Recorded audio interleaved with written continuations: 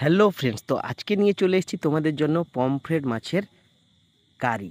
তো আজকে এই পমফ্রেট মাছের কারিটা তোমাদের জন্য ভালো করে স্পেশাল করে বানিয়ে দেখাচ্ছি। তো কড়াই তেল দিয়ে দিচ্ছি, মাছে হলুদ মাখিয়ে দিচ্ছি, লবণ মাখিয়ে দিচ্ছি।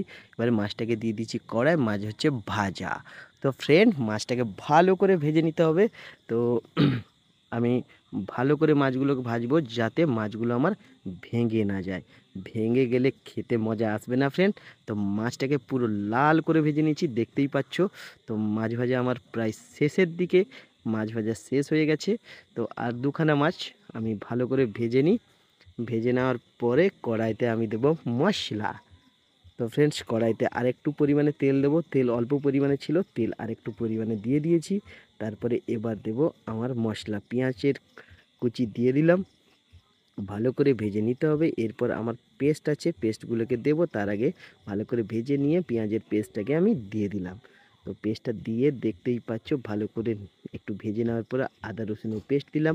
এবার দিলাম টমেটোর টুকরো। একটা পাত্রে আমি অল্প পরিমাণে হলুদ গুঁড়ো, লঙ্কা গুঁড়ো এবং সরষা বাটা, বাদাম বাটা, চালমগজের বাটা ভালো করে মিক্স করে নিচ্ছি।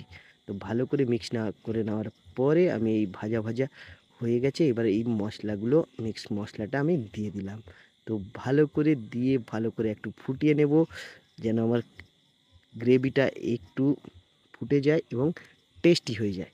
তো টেস্টি না হলে খেতে মজা আসবে না। দেখতেই পাচ্ছ পুরো লাল হয়ে গেছে। পরিমাণ মতো জল একটু দিয়ে দিলাম।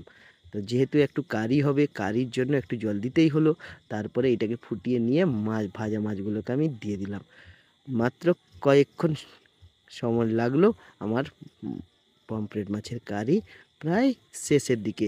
তো ভিডিওটা কেমন লাগলো অবশ্যই কমেন্ট করে জানাবে। তো ভালো লাগলে অবশ্যই লাইক, কমেন্ট এবং শেয়ার তো অবশ্যই চাই। তো আমার মাছের কারি প্রায় রেডি, দেখতেই পাচ্ছ। হেভি টেস্টি খেতে, তোমরাও করে দেখতে পারো, বাড়িতে বানিয়ে খেতে পারো। খেতে খুব সুন্দর হবে, খুব টেস্টি হবে, দেখতেই পাচ্ছ। দেখেই আমার জিভে জল চলে আসছে। এবার তো খাওয়ার পালা। মাছটাকে খাবো তার আগে একটা পাত্রে আমি মাছগুলোকে বেড়ে নিচ্ছি। দেখতেই পাচ্ছ ভালো করে বেড়ে নিলাম। দুটো পাত্রে সমান পরিমাণে ভাগ করে নিলাম। যেহেতু মাছগুলো একটা পাত্রে রাখলে ভেঙে যাবে, তাই দুটো পাত্রে আমি মাছগুলোকে নিয়ে নিলাম। দেখতেই পাচ্ছ আমার পমফ্রেট মাছের কারি রেডি। এবার তোমরা বাড়িতে বানিয়ে খেয়ে আমাকে অবশ্যই কমেন্ট করে জানাবে কেমন হয়েছে রান্না। এগুলো আমাদের দুপুরের মেনু।